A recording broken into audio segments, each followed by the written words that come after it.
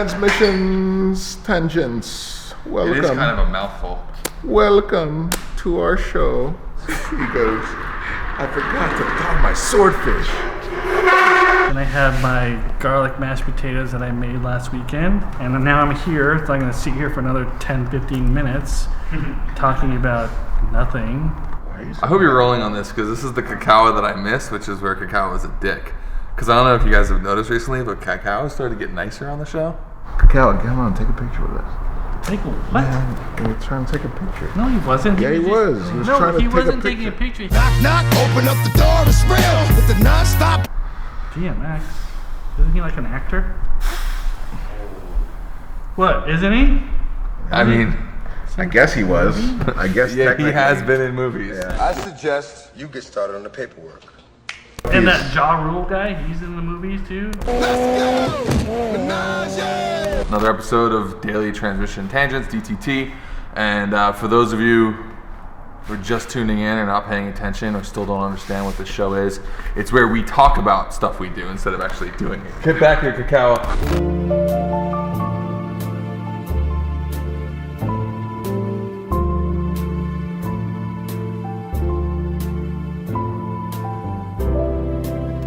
So the thing we're going to do today is talk about Climbkhana, which is coming out on Monday.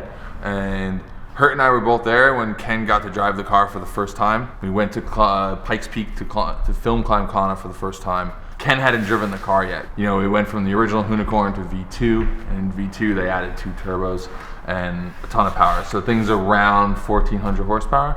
So Ken had never driven it. We hadn't done any shakedown, so it's the day before filming. So we brought the car to a place, I want to say it's I-25 Raceway, but it's just like a circle track, and that was it. It was a year ago, but I do remember, like, the minute we saw the car running, it was one of those, like, oh, Seeing it with 2 turbos sticking out of the hood, rumbling like an absolute maniac.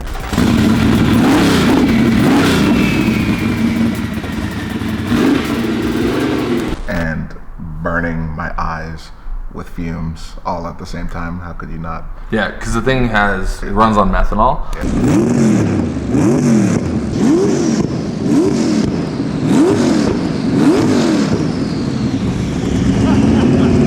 We didn't have really room to put an intercooler in, so methanol runs a lot cooler, and that way we were able to kind of set the system up. Plus, for altitude, it was easier for us to kind of keep a consistent power band across the elevation. That car is absolutely nuts. So we were lucky enough to actually be there for the first running of it. And I mean, I remember Ken went out, he did like 1 lap, 2 lap, and then just threw it into that corner. And it was like the first time he slid the car, and all of us were just looking at each other like, oh, Literally shit. learning an entirely new car. Yeah. Double the horsepower almost. And I just can't imagine what it feels like to have that much power going through all 4 wheels. The amount of smoke.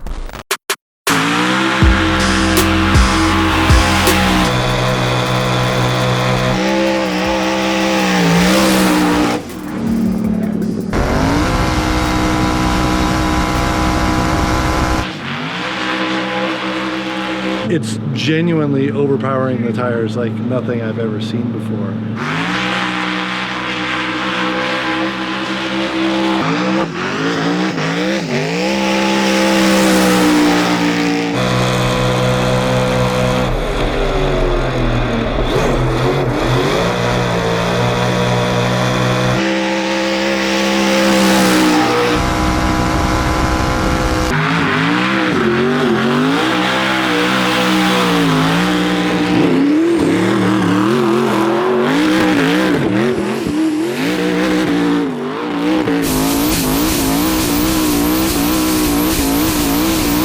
I don't comprehend it, but it works, and it's scary, but also awesome.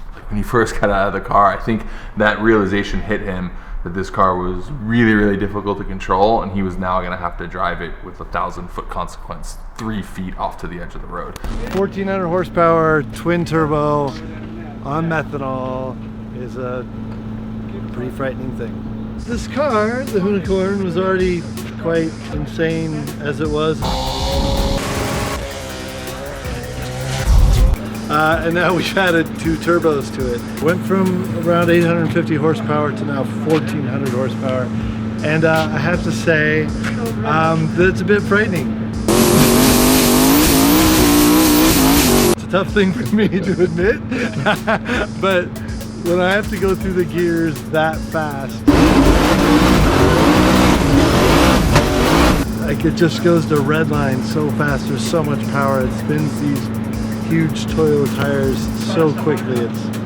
It's really bizarre. I don't really know what to say. I'll tell you something that's really weird. It spins the tires so fast. The things that I'm used to doing with an all-wheel drive car, how I point the wheels, how much gas I give to tighten up or change a line, it actually doesn't work with this car right now. I'm gonna have to relearn this because about to go to a very scary mountain and play at the edge of a road. It's very dangerous, and I need to understand kind of that wheel spin and how the car will react and pull in and move out, because it does something I'm not expecting. I might be off the road that way instead of pulling this way, but that's just how scary this thing is. It's just at this point, it's taken everything that I know and I've learned with driving all-wheel drive cars in my entire career and basically thrown it out the window. But sometimes I wonder if we actually built in a little too much horsepower. That might be a problem. So what'd you think of Climbkhana Cacao? It's like Gymkhana going up a hill. Because Okay. it pretty much Here first. It's not Is like it better than Gymkhana or worse than Gymkhana? It's different because there's more danger elements involved with this. I mean, there was definitely a moment where I thought he was dead. You guys will see it, but you can see it in the, even in the trailer, he just comes up on this edge. And it's actually where the Evo went off a few years ago.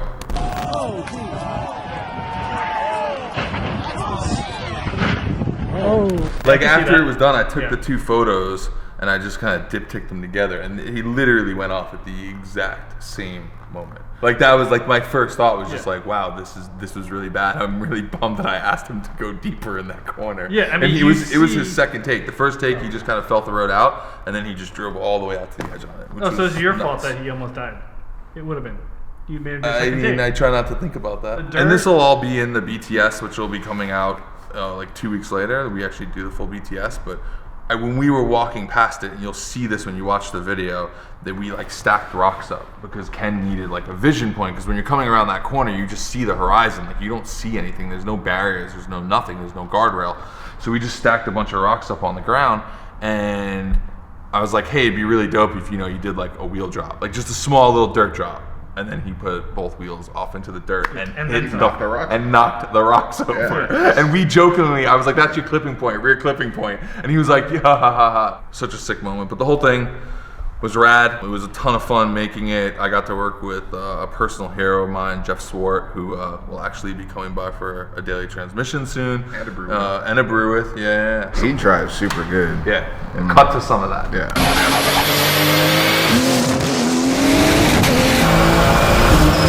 If you know him, you know him. If you don't, I'll introduce you to him. He's a fucking amazing driver, amazing filmmaker, and he owns a bunch of really cool Porsches like a 959.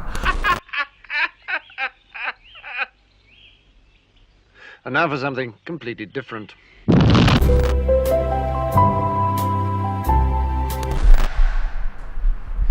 What's all that other noise in the background?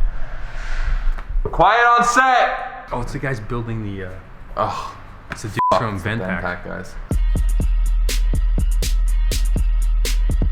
Thanks, Benpack. Welcome to one of our many new segments as part of Daily Transmission Tangents.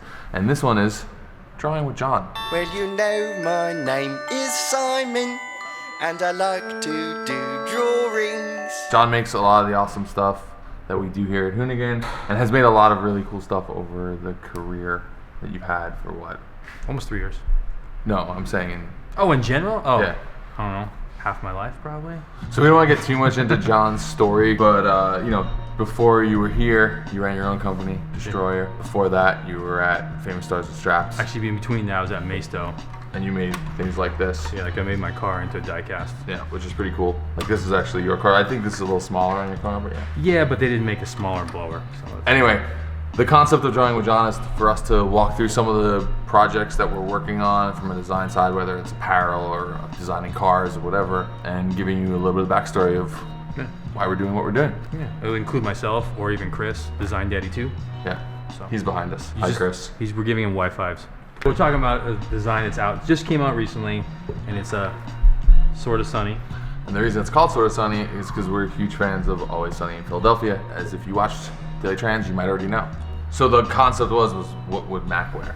Yeah. I mean, like, because if you watch the show, Mac always wears like the most generic shirts, but they're really cool. And I guess apparently they actually designed them for the show. Yeah, they do, and you can buy them. You can buy them through the show. Yeah, because like I watched. I don't know why we're plugging them, but we're fans. Yeah, we're fans, and they do cool stuff.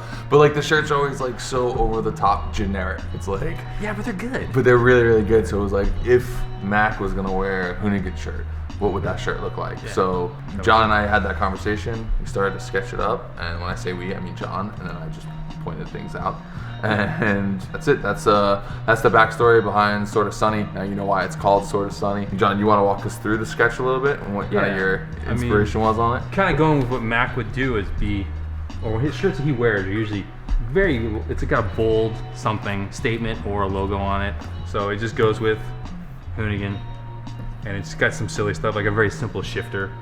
But that's clearly in motion. Yeah, totally in motion. And it says motorsports, so you really know it's about motorsports.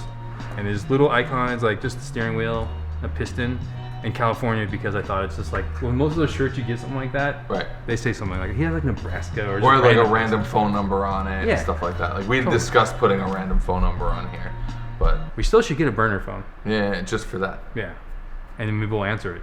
Yeah, comment below if we should get a burner phone so you guys can call us at the weirdest hours of the night. That'd actually be kind of funny. Yeah. The other thing we want to talk about in this segment is new stuff that we're working on. So last week on Daily Transition Tangents, Hurt was talking to our security guard and mentioned that we should make security gear. And we were kind of playing around with the idea like what would be the perfect security jacket that was a Hoonigan jacket. And we took inspiration from like when you watch like the police rush through someone's door and they rip down the thing in the back that says police as they're like bashing your door down with the hammer. And that was like, we were like, well, imagine we made a security jacket that always said Hoonigan, but when you flip it down it says security, because you know there's those times in your life where you'd rather be a security guard than a Hoonigan when things happen. So John, you want to walk us through that? So yeah, we talked about this concept actually a couple years ago, and it just kind of died, and then it randomly came back last week. Not throwing anybody under the bus, but it kind of got stopped at production. It did. But yeah, so it was like a simple kind of coach's jacket, nylon or even ripstop. Tonal C-bar on the back, same on the front, secured with Velcro. And your buddy or you pulls it off, pulls it down, and it just flaps down and says security on. You just walk around. I don't think you can get in trouble for that, right? No, it's just security. It didn't say police or anything. Technically, you're security. Yeah, you're security for that moment. Whatever, right? No one can get in trouble. But yeah, this never got past this stage. We talked about it, we laughed about it. So if you guys want to see it, and we'll make it, maybe we'll make like 50 of them and just make them available, first come, first serve kind of thing. Sure, Cacao will be happy to hear this. He's already Unless 300 of you want it, then maybe we'll make 300. We'll make like a small limited run if you guys want them. Yeah, just put your hands up, like in the comments, put hands up. Be like, I want security jacket, sign me up, and we'll make some of them. So that's it. Drawing with John. We'll probably not do this every episode, but let us know if you like it. If you don't like it, maybe we'll do it more because we really like the things you guys don't like. That's even better. Yeah, there it is. All right, I'm gonna go back to work. Sweet.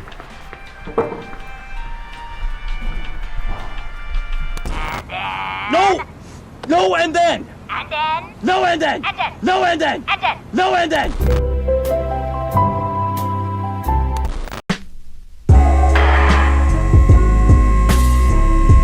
So we've got to tCar, which has gone through many stages over the last 6 months.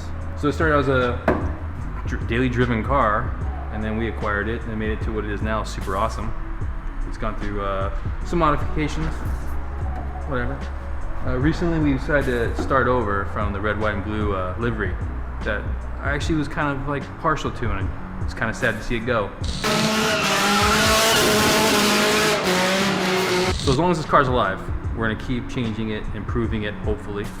And right now, the car's going back to just white. Look at him. Woo! Done. Donezo. Here's my livery. Cow had zero can control. He just went for it. Horrible. Look at him, just trying to like... You just made a 5-spoke rim. Why would you do that?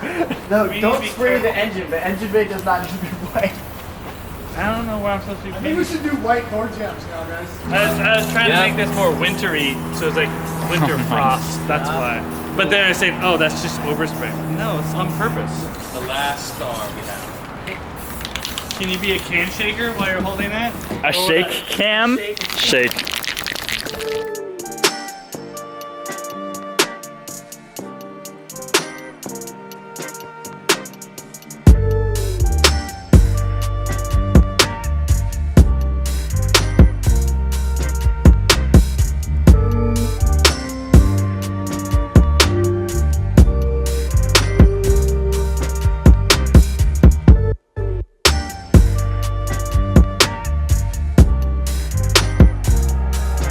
So the car is going to start fresh new look, which will include new wheel tire package. It'll have still no rear glass because we will have it fixed at some point.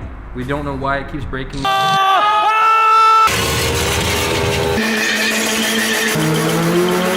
only thing that will stay constant in this car, as long as it's still attached to the car, is the trunk. And the problem is we haven't actually been doing a real good job of keeping up the score. I've noticed that recently. And I think Darnell actually nulled out, if he breaks it and fixes it, he washes out anything he's broken. I don't think it's really fair. But that's it for this car. I mean, soon we'll have a new look. It's part of us, it's part of the brand, it's part of who we are. And as long as it's still alive, what is that? Oops. All right. Whoa. My bad. But going back to the livery stuff, so it'll have a new look. It'll be very bright, very shiny. Definitely more of that era of the late 90s, early 2000s. So expect big wings, big wheels, shiny stuff. So yeah, that's pretty much what's going on with this car. Soon it'll look a totally different look. So that's it. I'm gonna go back to work because I got stuff to do. You guys, this thing's weird. Cacao was right. This is really strange. So Cacao made these cards, and what is this called again? It's a hero card. No, I know, but what's the thing? Well, there are people that probably don't know those are hero cards. And what hero cards are, so you can start with that. This is a postcard, also called a hero card. But what it's a lenticular print. Lenticular print. So anyway, we made a bunch of these that we're gonna give away at the premiere. That's on Sunday night at the Peterson. That unfortunately is a private event, but we got like an extra 100 of them. So I don't know. You want to just pick randomly comments in the comment wall? We'll mail some You're gonna send those to people for free? Yeah, sure. I already gave them free stickers. You didn't even know that? Cacao hates you guys. Yeah, so I don't know. We'll pick a handful of you and send you these for free. We're gonna have to figure out how to do that, but yeah. So I don't know. Make sure you comment, and we'll send you these. Yeah, y'all.